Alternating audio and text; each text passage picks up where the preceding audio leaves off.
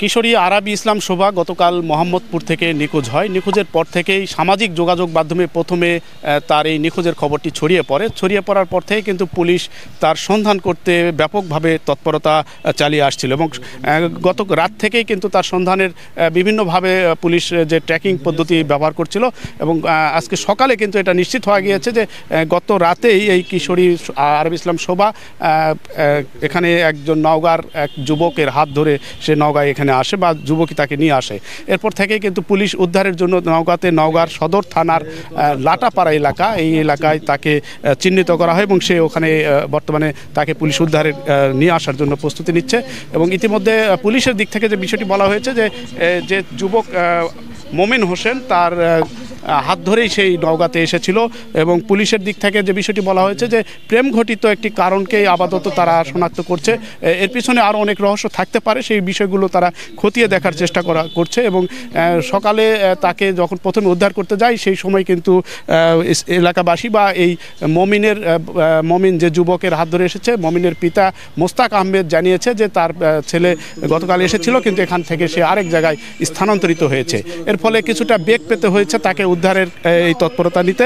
তবে ইতিমধ্যে তার শনাক্ত নিশ্চিত করে পুলিশ তাকে তার হেফাজতে নিয়েছে এবং তাকে সদর থানায় আনার জন্য প্রস্তুতি নিচ্ছে। এবং এই কিশোর যুবক মমিন আসলে মোহাম্মদপুরে দীর্ঘদিন ধরে একটি মুরগির ফার্মে কাজ করত এবং কাপড়ের দোকানে, এবং সেখানে সে তাদের ভিতরে একটা আত্মসম্পর্ক তৈরি হয় মোবাইলের মাধ্যমে এবং সেই সম্পর্কের জের ধরেই এখন পর্যন্ত বলা হচ্ছে এই আরাবী ইসলাম শোভাকে সেখান থেকে সে হাত ধরে নিয়ে এসেছে। এবং গতকালকের সামাজিক যোগাযোগ মাধ্যমে যে বিষয়টি এখানে বিভিন্নভাবে ছড়িয়ে পড়ে, এই মমিন ইসলাম তার বয়স ইতিমধ্যে প্রায় 20-এর উপরে, তাদের দীর্ঘদিনের একটা সম্পর্কের জের ধরে এই সম্পর্ক গতকালকে তাদের আগে থেকেই এক ধরনের সম্পর্ক ছিল, সেই সম্পর্কেই তাদের ভিতরে যোগাযোগ তৈরি হয় এবং এই যোগাযোগকে ঘিরেই গতকালকে এই নওগাঁয়ের লাটাপাড়া এই এলাকায় তাকে নিয়ে আসা হয়েছে। এবং পুলিশ ইতিমধ্যে যে বিষয়টি বলছে, তার বাবা মোস্তাক আহমেদ, এই সুমনের পিতা যে কিশোরী যার হাত ধরে এসেছে, তার বাবা এবং মাকে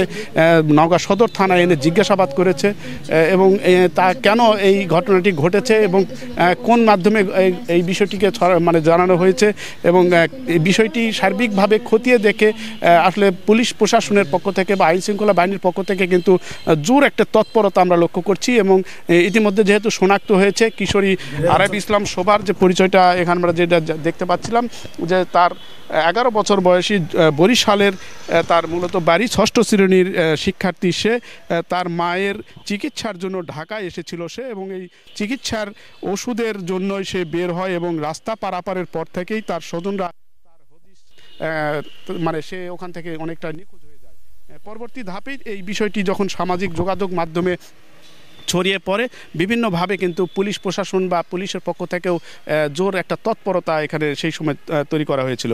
এবং একেবারে বয়সের দিক থেকে 6ষ্ঠ শ্রেণীর শিক্ষার্থী এবং দীর্ঘদিন ধরে এই সম্পর্কটা তাদের ভিতরে কিভাবে তৈরি হয়েছে এই বিষয়গুলো কিন্তু পুলিশ বলছে যে আরও গভীরভাবে অনুসন্ধান চলছে এবং অপহরণ করা হয়েছে কিনা বা প্রেমের সম্পর্কেই তারা এসেছে কিনা সার্বিক বিষয় নিয়ে কিন্তু ছেলে এবং ছেলের বাবাকে এই মুহূর্তে জিজ্ঞাসাবাদ করছে। তারা বিষয়টি খতিয়ে দেখে পরবর্তী ধাপে যেহেতু তাকে পুলিশ হেফাজতে নেওয়া হয়েছে কিশোরী আরাবী ইসলাম শোভাকে, আরও সার্বিক বিষয়টা তারা জানানোর জন্য জানিয়েছে পুলিশ প্রশাসনের পক্ষ থেকে।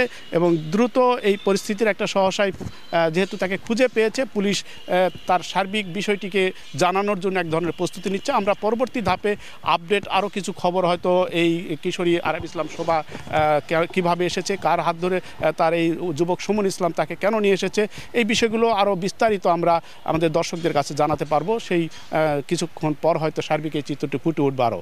তো এই ছিল নওগাঁর সার্বিক আরাবী ইসলাম শোভার এই নওগাঁয় আসা এবং এখানে তার যে সার্বিক চিত্র বা তার খোঁজ পাওয়ার খবর আমার কাছে।